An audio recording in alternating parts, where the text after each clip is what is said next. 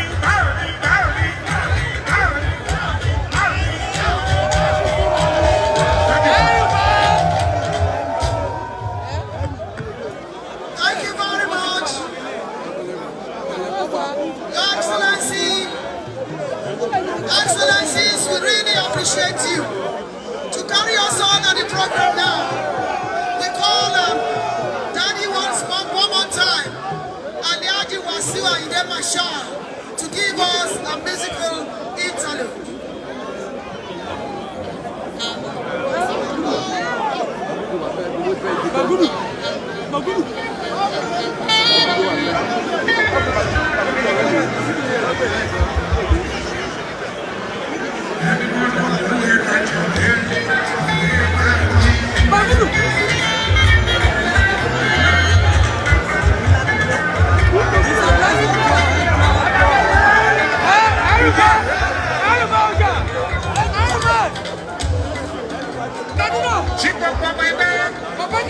Our leaders, Catholic, His Excellency,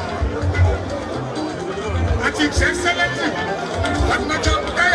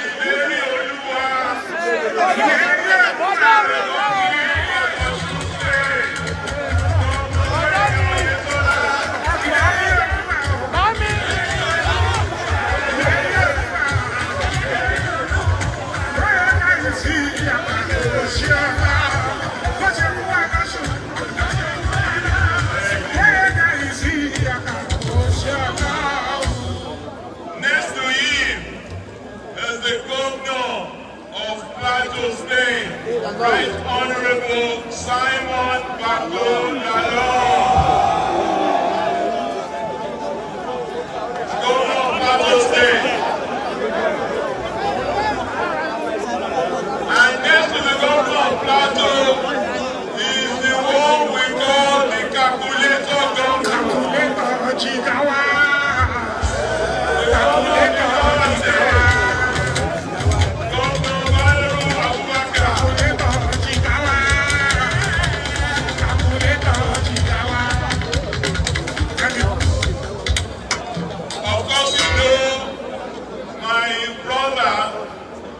My elder brother, both in terms of state and in every way. Aketiola! Aketiola!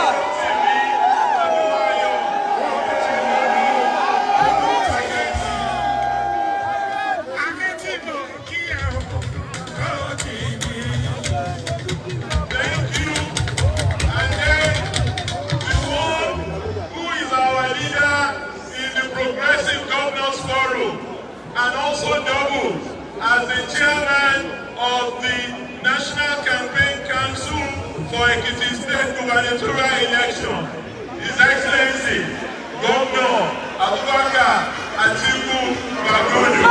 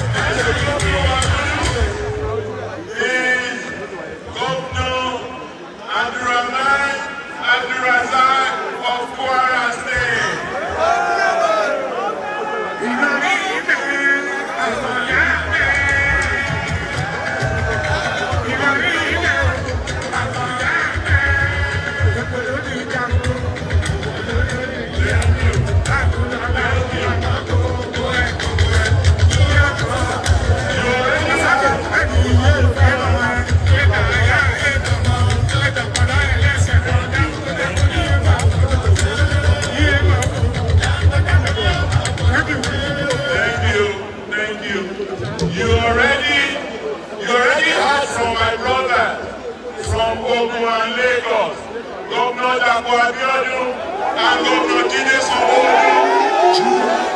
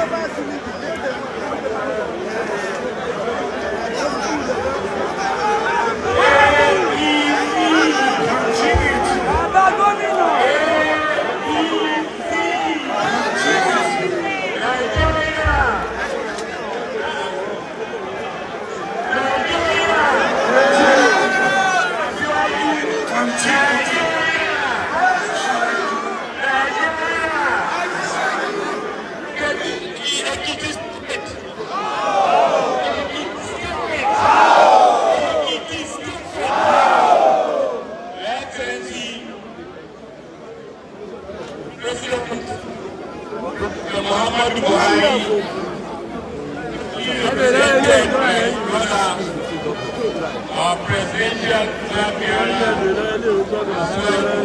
was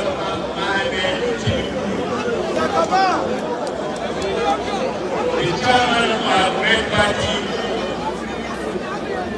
His Excellency Abdullahi Adamu, the members of the National Working Committee, our host, Governor Kayode Ibrahim, and all my brothers and governors that are here, members of the National Assembly, leaders of our party, distinguished state government and Nigeria, national leaders of our party, Baba Ali, and so on and so forth. All the APC supporters from Nigeria,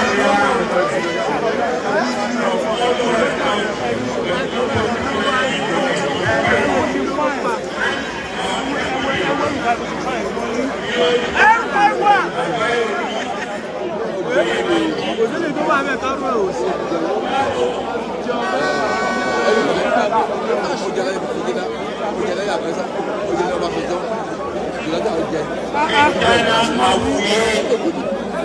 distinguished ladies and gentlemen,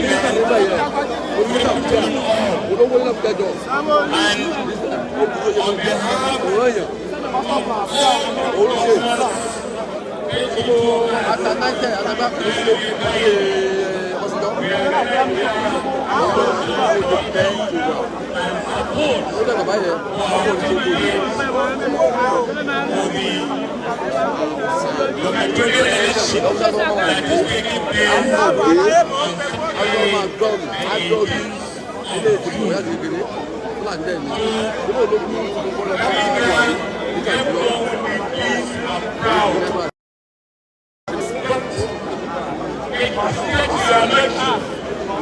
Please subscribe to Face TV Africa and turn the notification on. Face TV Africa, ẹ jọ̀ọ́ ẹ subscribe hete. Face TV was Swoby.